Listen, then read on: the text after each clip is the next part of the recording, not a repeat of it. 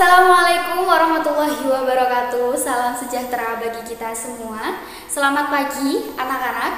Bagaimana kabarnya hari ini? Alhamdulillah semua sehat. Sebelum memulai pembelajaran, mari kita berdoa terlebih dahulu. Berdoa dimulai, berdoa selesai. Oke, Bu Dimas mau cek kehadiran. Apakah hari ini ada yang tidak masuk? Semuanya masuk. Oke, jadi hari ini Bu Dimas mau bertanya, kira-kira ibu atau kakak kalian yang suka cuci baju itu biasanya pakai timba atau lebih banyak pakai mesin cuci? Pakai timba atau ember ya. Nah, setelah selesai mencuci ada bekas air deterjen. Kira-kira itu disimpan atau dibuang? Dibuang kemana? Dibuang ke pelataran rumah, meskipun di situ juga ada tumbuhan yang hidup, betul? Oke, jadi materi kita hari ini akan berkaitan dengan hal tersebut, di mana materi kita hari ini adalah tentang pencemaran lingkungan, khususnya pencemaran air kepada ekosistem atau tumbuhan. Oke, manfaat dan tujuannya adalah hari ini kita belajar ini agar kalian tahu apa sih pencemaran lingkungan, apa sih pencemaran air, bagaimana sih dampaknya terhadap ekosistem atau tumbuhan, dan bagaimana cara menanggulanginya. Oke, anak-anak bisa dibuka buku siswanya masing-masing. Kalau sudah, Bu Dimas mau menjelaskan. Jadi, pencemaran lingkungan adalah berubahnya suatu alam atau suatu lingkungan dikarenakan aktivitas manusia yang lebih berdampak ke negatif.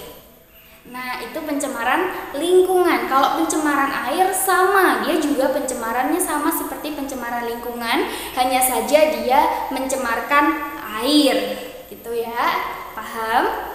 Nah, dampaknya terhadap lingkungan adalah lingkungan menjadi kotor, tumbuhan tidak bisa tumbuh dengan baik, dan lain sebagainya. Lalu cara menanggulanginya bagaimana?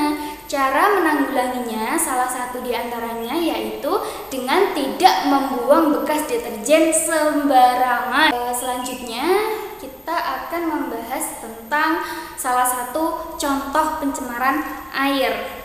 Nah, di sini Bu Dimas memiliki gambar contoh uji cobanya. Di sini ada bekas air, bekas botol mineral, dan di sini ada juga bawang merah. Jadi ketika bawang merah dimasukkan ke air yang bersih, dia bisa tumbuh dengan baik. Namun ketika dia dimasukkan ke air kotor yang dicampur dengan deterjen, air deterjen, dia menjadi tumbuh dengan tidak baik, anak-anak. Nah, ini sudah membuktikan ya pengaruh negatif pencemaran lingkungan itu apa. Dari sini apakah ada yang mau ditanyakan? Oke, karena sudah tidak ada berarti Bu Dimas anggap semuanya sudah bisa ya.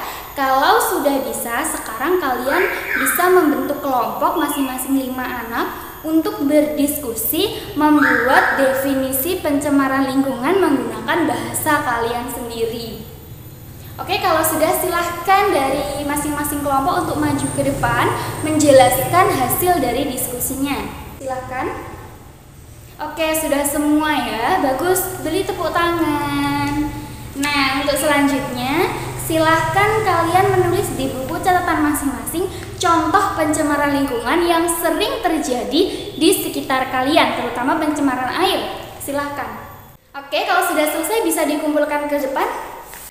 Selanjutnya Bu Dimas ingin memberikan beberapa masukan nih di sini.